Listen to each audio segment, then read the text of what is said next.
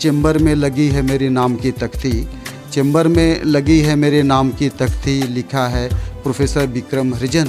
अब साथियों कुछ लोगों को नींद नहीं आती। चमड़ा पे भी सेमिनार होता है, चमड़ा जैसे छोटी चीज़ों पे, तो चमड़ा तो छोड़ दीजिए, उनको लगा ये चमार पे सेमिनार है। कहते हैं कि इतिहास में हर चीज़ दर्ज होता है। अगर आपको अपने देश के बारे में, दुनिया के बारे में, समाज के बारे में जानना हो तो इतिहास उठा के देख लीजिए, आपको तमाम जानकारियाँ मिल जाएंगी। लेकिन यह जो सच है वो आधा सच है, क्योंकि इसी इतिहास में तमाम समुदाय, तमाम समाज, तमाम व्यक्तियों के इतिहास दर्ज नहीं है। और जब इस समाज, जो ख़ास तौर पे हाशिए पे पढ़े हुए समाज हैं, उन्होंने जब पढ़ना शुरू किया और पढ़कर जब वो विश्वविद्यालयों में पढ़ें, रिसर्च करना शुरू किया, तो उन्होंने इतिहास को अलग तरीके से देखना शुरू किया, क्योंकि इस इतिहास में उन्होंने खुद को ढूंढना शुरू किया। और जब उस इतिहास में, जो कि पहले से स्थापित था, उन्होंने खुद को नहीं पाया, तो वो उस इतिहास को खुद गढ़ने लगे। ऐसे ही इतिहास गढ़ने वाले एक प्रोफेसर हैं, असिस्टेंट प्रोफेसर डॉक्टर विक्रम हरिजन, जो कि इलाहाबाद विश्वविद्यालय में मध्यकालीन और आधुनिक इतिहास पढ़ाते हैं। और इनका जो पढ़ाने का तरीका है अपना, और इतिहास को देखने का तरीका है, वह बिल्कुल अलग है, जिसकी वजह से यह लगातार चर्चा में रहते हैं। और चर्चा इतनी बढ़ जाती है कि कभी कभी ये विवादों में भी आ जाते हैं।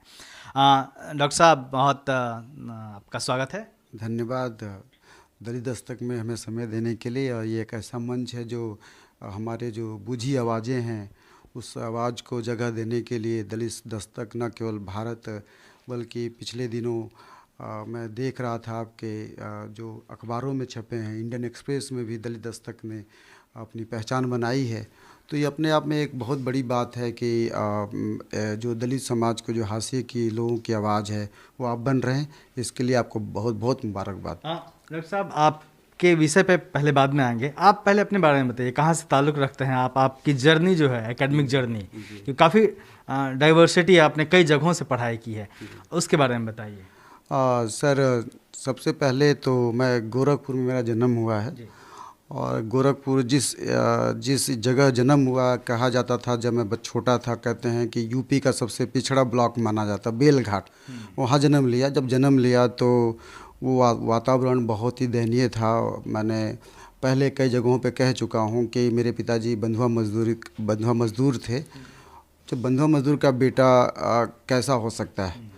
उसके बाद मेरे पिताजी खुद हरवाही करते थे और बंधुआ मजदूरी करते थे। तो बहुत पिताजी चोरी करते थे, खाने के लिए चोरी करते थे और हरवाही करते थे, तो बड़ा मार पड़ती थी, खाना ठीक से नहीं मिलता था और गुबराह रोटी और तमाम मरे जानवर के मांस से पेट भरता था। वैसे वातावरण में मेरा जन्म हुआ जो मुझे कुछ नहीं पता था, लिहाजा बड़ा कष्ट में जीवन मैंने देखा था। मेरे पिताजी भाग करके बंगाल चले गए। ज़मींदारों ने बहुत अत्याचार किया पिताजी के ऊपर, जूठा खाना देते थे। तो पिताजी एक रात नाराज़ होकर के काम धाम छोड़कर बंगाल चले गए और बंगाल में कुछ दिनों के लिए नक्सलाइट मूवमेंट में शामिल हो गए।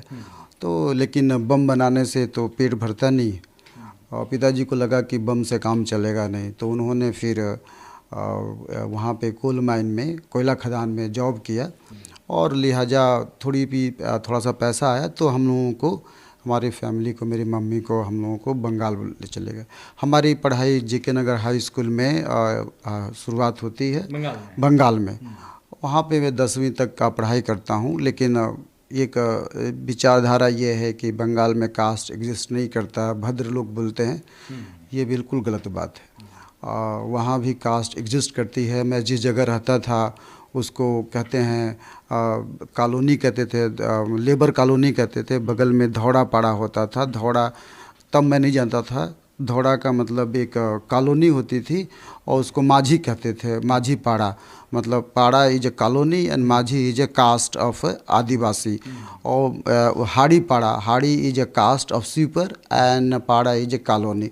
उस कॉलोनियों के बीच में हम रहते थे। एक फैक्ट्री होती थी, दिन में काम करते थे। तो कई बार जब एडमिशन हुआ छोटे में तो दूसरे बच्चों को देख कर तरसते थे कि इनके पास कपड़े हैं, इनके पास कलम हैं। मुश्किल परिस्थितियों से आप काफ़ी। फिर उसके बाद बंगाल से फिर हम गोरखपुर आए। गोरखपुर आने के पीछे भी एक लंबी कहानी है, कास्ट की ही है, ऊपर लंबा ज़्यादा चर्चा चलेगी। तो फिर गोरखपुर से वहाँ भी हाई इंटरमीडिएट में मेरी बड़ी लड़ाई हुई एक विषय को लेकर के। गोरखपुर में जो इंटरमीडिएट का कॉलेज है, जुबली इंटर कॉलेज, बड़ा नाम है, उसमें समाजशास्त्र का जो दूसरा चैप्टर है, उसमें होता था कि भारतीय सामाजिक संगठन का मूल आधार क्या क्या है। तो हमारे टीचर ने ये बताया था कि जाति मूल आधार है। तो मैंने सर से पूरे बीच क्लास में कहा कि जाति कैसे हो सकती है। इस वजह से भी वहाँ विवाद हुआ और फिर उसके बाद लड़ाई झगड़ा का माहौल था। फिर मैं गोरखपुर यूनिवर्सिटी में गया। अब जाहिर है गोरखपुर यूनिवर्सिटी में मेरा नाम विक्रम हरिजन है।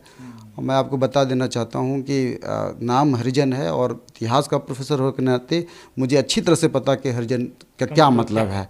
और जो दलित समाज को लोग सवाल उठाते हैं कि आपने हरिजन क्यों लिखा, मैं उनको बता दूं कि हरिजन मैंने चैलेंज के रूप में लिया।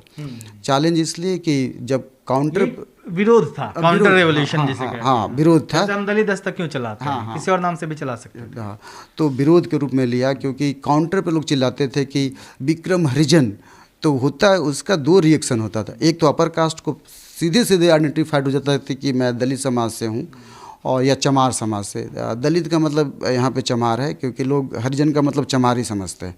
और दूसरे जो हमारी बिरादरी के या दलित समाज के लोग होते हैं वो भी हमसे दूर भाग जाते थे क्योंकि उनको आइडेंटिफाइड हो जाता था कि मुझे लोग दलित कहते हैं तो मेरे साथ आएंगे तो उनकी डिग्निटी को धक्का पहुँचेगा, इसलिए वो अलग हो जाते। तो आई टूक इट वेरी चैलेंजिंग कि ठीक है, तुम हरिजन के जगह पे या चमार के जगह पे तुम अगर अनिरुद्ध सिंह लिखते हो तो तुम्हारे सिंह से तो मैं हरिजन बेहतर हूँ। और कई बार लोग आपने देखा होगा कि कई का जो अपर कास्ट के टाइटल्स हैं उसको लगाना पसंद करते हैं। तो कम से कम मैं उससे तो बेहतर हूँ ना, कि कम से कम अपने आइडेंटिटी के साथ हूँ। इसी संदर्भ में मैंने एक जगह लिखी थी कि चेंबर में लगी है मेरे नाम की तख्ती, चेंबर में लगी है मेरे नाम की तख्ती, लिखा है प्रोफेसर विक्रम हरिजन, अब साथियों कुछ लोगों को नींद नहीं आती। तो इस टाइटल में इतनी ताकत है कि लोग आइडेंटिफाइड कर लेते हैं और फिर जान जाते हैं कि ये बात। तो ये मसला था गोरखपुर यूनिवर्सिटी में। फिर मैं जेएनयू आया और जेएनयू जब आया तो वहाँ पे संघर्ष दूसरे ढंग का था कि मुझे इंग्लिश नहीं आते थे। तो इंग्लिश सीखने के लिए गरीबी थी, चाय पीने के लिए मेरे पास पैसे नहीं होते थे। तो जेएनयू एक अलग ढंग का संसार था। वहाँ के मैंने ये पाया कि इरिस्पेक्टिव ऑफ कास्ट, वहाँ पे अपर कास्ट के टीचर्स ने मुझे बड़ी मदद की। प्रोफेसर हरबंश मुखिया ने मुझे 3 सेमेस्टर का पैसा फीस माफ़ कर दिया। प्रोफेसर विवेक कुमार सर ने मुझे हॉस्टल नाइट के लिए पैसा देते थे, इंग्लिश सिखाते थे। प्रोफेसर आनंद कुमार ने मुझे इंग्लिश सीखने के लिए रेडियो खरीदने के लिए पैसा दिया। इसी तरह से चिनॉय प्रोफेसर जॉय पचॉय मुझे हर महीने 500 रुपया देती थी। मतलब हर प्रोफेसर ने, कुणाल चक्रवर्ती सर, कुमकुम रॉय, हर जाति, हाँ, इसमें ये नहीं था। और पहली बार मैंने ये देखा कि अपर कास्ट के लोगों ने मुझे बड़ी अच्छे होते हैं। मैंने अपर कास्ट के लोग, काउंटर था, हाँ, पहला काउंटर था, पहला काउंटर था कि अपर कास्ट के लोग भी अच्छे होते हैं। क्योंकि अब तक तो मैं यही देखता आया कि मुझे जलील किया जा रहा था, इन्फीरियरिटी कॉम्प्लेक्स बताया जाता था, तुम काले हो, तुम चमार हो, खाने को नहीं, इस तरह। जेएनयू में थोड़ा सा अलग था, इंसान है। एक अच्छी जेएनयू में कई वाक़या हैं। एक वाक़या ज़रूर बताना चाहूँगा। मोना दास हमारी जेएनयू एसयू प्रेसिडेंट हुआ करते थे। हम मोना के बहुत अच्छे एक तरह से ठीक दोस्ती हो गई थी। तो एक बार मोना चाय पी रही थी और मुझे पता था कि मोना शायद भूमियार बिरादरी से हैं, मैंने अपर कास्ट की। हम चाय पीते पीते क्या हुआ कि वो चाय पी कर ख़त्म कर ली, शायद मोना को याद भी नहीं होगा, और मेरा चाय अभी बचा था तो मोना ने मेरा चाय उठा के पी लिया। ये बात मोना को याद हो एक नहीं है, मुझे पता नहीं, लेकिन अभी तक मेरे मेमोरी में है कि अपर कास्ट के लड़के मेरे जूठा पी सकते हैं। ये बात जेएनयू ने, मतलब जेएनयू में हर तरह की घटनाएं ने मुझे एक ये लगा, पहली बार लगा कि बेहतर दुनिया बनाने की कल्पना होती है। हाँ, कि दुनिया ऐसी होनी चाहिए जहाँ हर कोई एक दूसरे के साथ बात कर सके, एक दूसरे की मदद करे। वो एक अनुभव जेएनयू ने दिया। अब मुझे पहली बार लगा कि मैं इंसान हूँ। इससे पहले मुझे लग नहीं रहा था कि मैं इंसान हूँ। हर जगह पे प्रॉब्लम होते, तो इस कॉन्फिडेंस भी आया। हाँ, कॉन्फिडेंस आया भाई, बिल्कुल आया। जेएनयू से मैं जब एमए किया और लोगों ने बहुत मदद की। और मेरा तो मैं तो ये कहूँगा कि हर जगह पे जेएनयू जैसी यूनिवर्सिटी, मैं तो मानता हूँ कि ऑक्सफोर्ड कैम्ब्रिज भी इसके लायक नहीं है जैसा जेएनयू है। आप जरा सोचिए, जब चाय पीने का पैसा आपके पास नहीं है तो वो लड़का जेएनयू से एमए एमफिल पीएचडी कर रहा है। कितने और ऐसे हजारों लड़के निकले हैं जेएनयू से जिनके पास सचमुच में ये तो सुपर 30 जेएनयू नहीं होता तो शायद कहीं मजदूरी कर रहे हाँ हो। बिल्कुल, जेएनयू नहीं होता तो मैं लुधियाना और जो हजारों लड़कों की बात कर रहे हजारों, हाँ सारे लोग ऐसे होते। और तो जेएनयू का तो कंट्रीब्यूशन बहुत बड़ा है। हैं। और आप इतिहास के शिक्षक हैं, इलाहाबाद यूनिवर्सिटी में इतिहास पढ़ाते हैं। जी इतिहास को देखने का आपका अंदाज, अपना तरीका है। जी क्यों आप इतिहास को किस तरीके से देखना पसंद करते हैं, और जो एक परंपरागत हिस्ट्री है जो हमें पढ़ाया जाता है उसके आप खिलाफ क्यों हैं? हाँ, खिलाफ इसलिए कि देखिए हालांकि ये इतिहास पे तो हजारों लोगों ने लिखा है, ईएचकार से लेके तमाम लोगों ने लिखा है। ये ईएचकार की परिभाषा, खासतौर पे मैं भारतीय इतिहास की बात कर रहा हूँ। हाँ सबसे सर्वमान्य परिभाषा ईएचकार की ही मानी जाती है कि dialect between past and present. लेकिन मैं थोड़ा सा अलग इसलिए रखता हूँ इंडियन कॉन्टेक्स्ट में कि भारत का इतिहास और लब्बो लुबाब पूरे वर्ल्ड का इतिहास जहर है। इट इज़ अ पॉइजन, जहर भरा पड़ा इतिहास में। और जहर ना होता तो ये जो राष्ट्रवाद की कल्पना है वो कल्पना भी नहीं आती। इतिहास एक बड़ा बाउंड्री है जो राष्ट्रवाद को, जो नेगेटिव राष्ट्रवाद है उसको उसके डालता है। भारत के कॉन्टेक्स्ट में देखिए तो इतिहास में एक तरह से टोटली जहर भरा पड़ा है। प्राचीन काल से शुरू करते हैं, हालांकि इस तरह की कोई बाउंड्री होती नहीं, प्राचीन मध्य का बाउंड्री नहीं होती, हमने बाउंड्री अपने सुविधा के लिए बनाया। लेकिन प्राचीन काल में देखें तो हर स्कूल का इतिहासकारों ने से प्राइमरी सोर्स पे क्वेश्चन नहीं किया। Primary source in a sense कि जो तत्कालिक समय में रिकॉर्ड्स लिखे जाते हैं उसको प्राइमरी सोर्स कहते हैं। प्राइमरी सोर्स जैसे मनुस्मृति, रामायण, महाभारत जो प्राचीन काल के ग्रंथ हैं, चाहे बौद्ध धर्म का जो ग्रंथ है गीता, ये सारे, हाँ त्रिपिटक, ये जो ग्रंथ हैं, इस ग्रंथों में सभी धर्मों के ग्रंथों में अंधविश्वास बहुत ज़्यादा है। इतना अंधविश्वास है, इतना ज़्यादा अंधविश्वास है कि जैसे हिंदू धर्मों के ग्रंथों में तो अंधविश्वास ही अंधविश्वास। और लिहाजा क्या होता है कि ये नॉलेज ट्रांसफॉर्मेशन का काम करता है। हाउ नॉलेज ट्रांसफ़र, है ना, जब नॉलेज आप when you choose wrong conclusion, when you choose the wrong source the conclusion would be the wrong. आपने रॉन्ग सोर्स को शुरुआत किया तो गलत, आपने शराब पिया तो उसका कंक्लूजन क्या होगा, बीमारी होगी। तो हिस्ट्री में हमेशा रॉन्ग सोर्स चुनने की परंपरा है। और उस रॉन्ग सोर्स के चलते क्या होता है कि बच्चे में सीधे सीधे रॉन्ग बातें आती हैं। फॉर इंस्टेंस कि जैसे अंधविश्वास मैंने बताया, चमत्कार एक बड़ा शब्द है। पूरे वर्ल्ड के इतिहास में चमत्कार जो है कि दिखाते हैं कि भाई कि हिस्ट्री में कैसे चमत्कारिक बातें हैं। अचानक राजा को ज्ञान हुआ। एक हम अपने बौद्ध धर्म की बात करते हैं।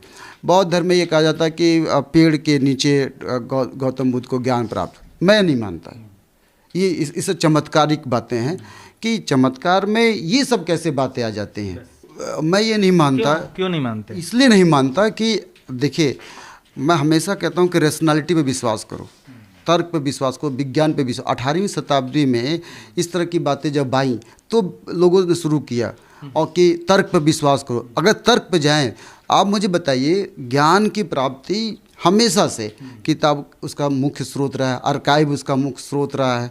नॉलेज ग्रहण करने के लिए माता पिता के साथ बात करने का मुख्य स्रोत ध्यान इन ए सेंस, ध्यान से हाउ कैन यू, तपस्या की जो बात कही जाती नहीं, तपस्या मैंने बताया ना, तपस्या एक कोरी कल्पना है कि आप तपस्या करेंगे तो आपको ज्ञान की प्राप्ति होगी। कम से कम इस तरह के ज्ञान की प्राप्ति नहीं होगी।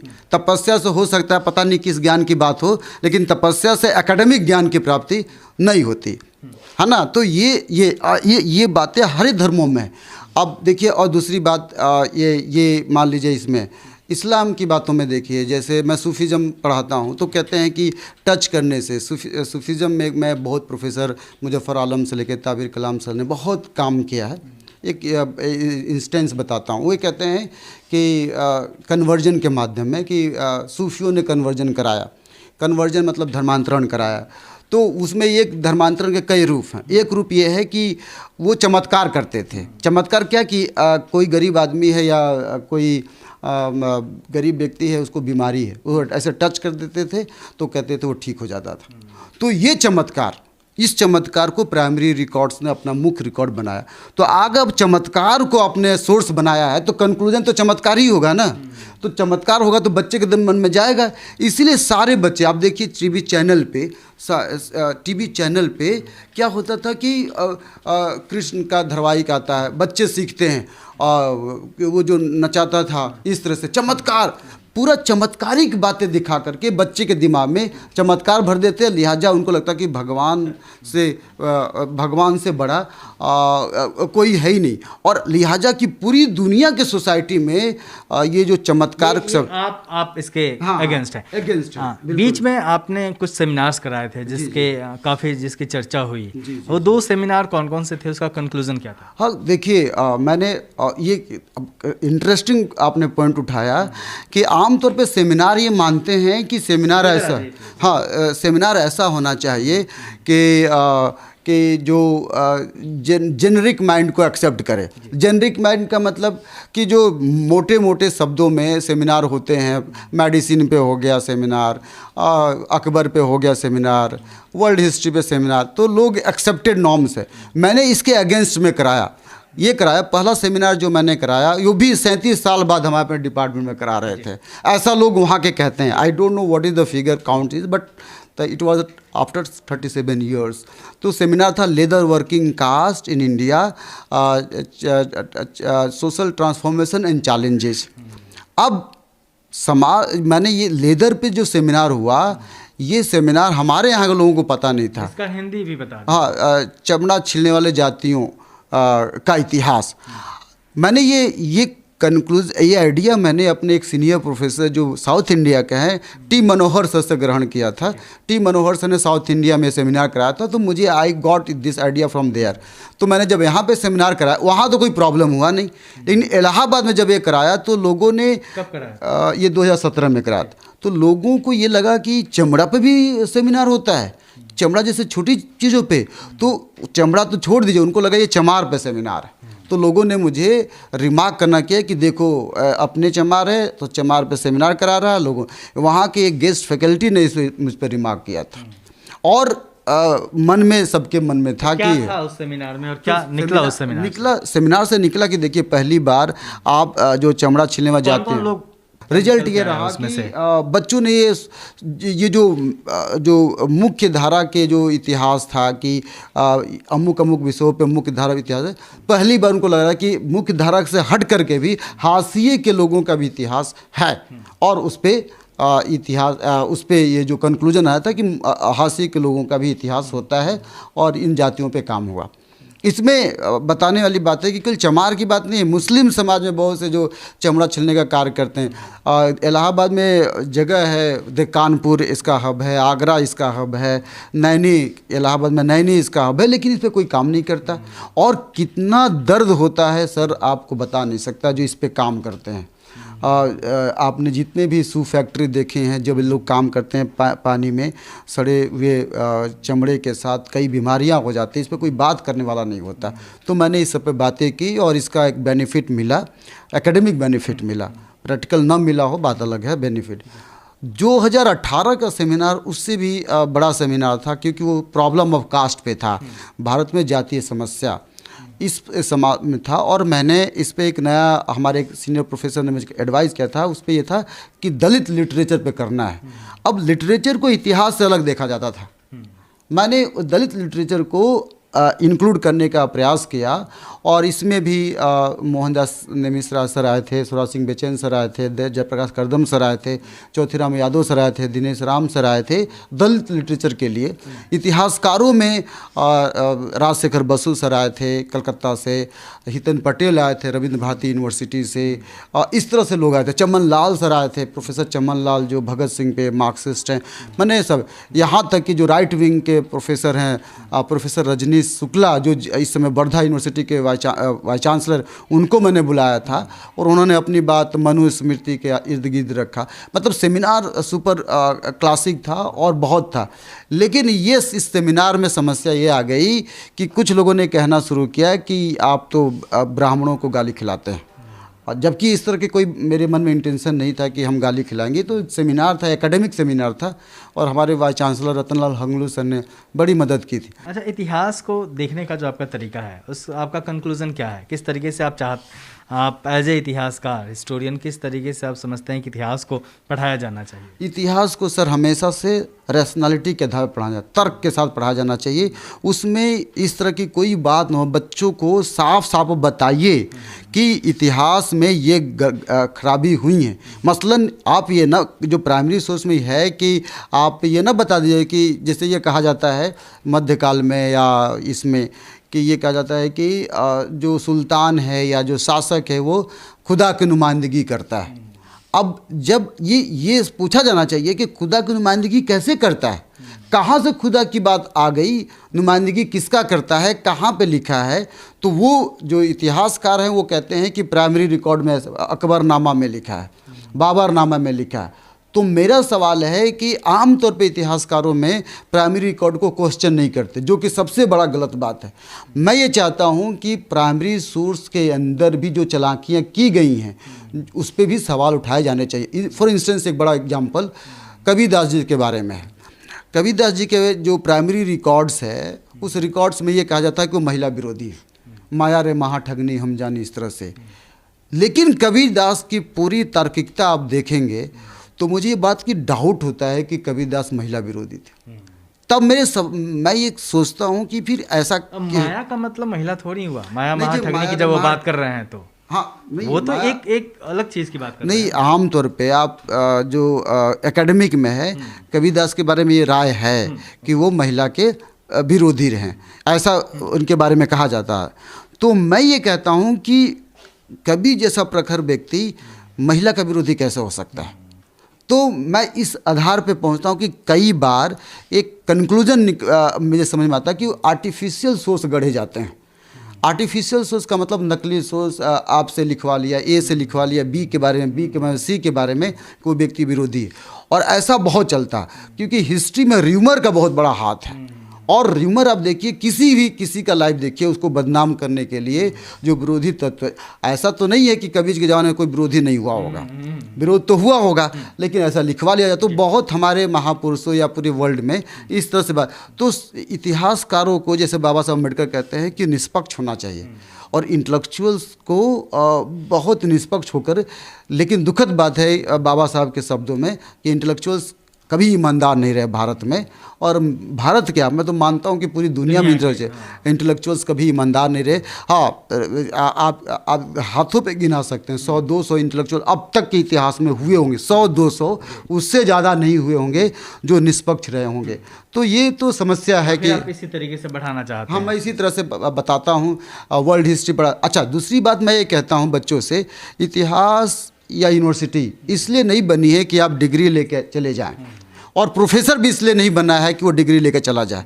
मेरा ये मानना है कि आज का जो प्रोफेसर वो गुलाम है, आज का जो विद्यार्थी वो गुलाम है। गुलामी के पीछे कैरियर है और सिलेबस है जो उसमें डर पैदा करता। आज का सिलेबस डर पैदा करता, वो क्रांति नहीं करना चाहता। वो सुन तो लेता है, जैसे वोल्टेयर, रूसो, दिदो के बारे में सुन तो लेता है, लेकिन उस तरह का प्रोफेसर नहीं बनना चाहता। आप देखिए कि हम क्या पढ़ाते हैं, भारत का इतिहास पढ़ाएंगे, लेकिन जो वोल्टेयर का किताब देखेंगे या मान लीजिए एक हिस्टोरियन एरिक हॉब्सबॉर्न, उनकी किताब देखेंगे तो वो लिखते हैं एज ऑफ रिवोल्यूशन। उन्होंने कभी नहीं लिखा भारत का हिस्ट्री, एज ऑफ एम्पायर। तो हम जब लिखते हैं कि भारत का इतिहास, जहाँ मैंने भारत का इतिहास का, आप इतिहासकार नहीं है। क्यों आपने इतिहासकार को बाउंड्री में बांधना शुरू कर रहे हैं? आप इतिहासकार is suppose to not bound by the boundary, लेकिन जब आपने बाउंड्री कि भारत का इतिहास, अमेरिका का इतिहास, रूस का इतिहास, वहीं पे आप भेदभाव करना शुरू कर देते। तो ये तमाम चीज़ें हैं जिस पे ध्यान देने की ज़रूरत है। तो निश्चित तौर पे, और इतिहास तो एक समुद्र है, और अलग अलग पृष्ठभूमि के लोग जब इतिहास पढ़ाएंगे तो निश्चित तौर पे उनके अपने अनुभव भी उस इतिहास में घुलेंगे, और वो इतिहास के भीतर खुद को भी ढूंढेंगे। डॉक्टर विक्रम उसी की कोशिश कर रहे हैं। हमारी शुभकामना है। आप देखते रहिए दलित दस्तक।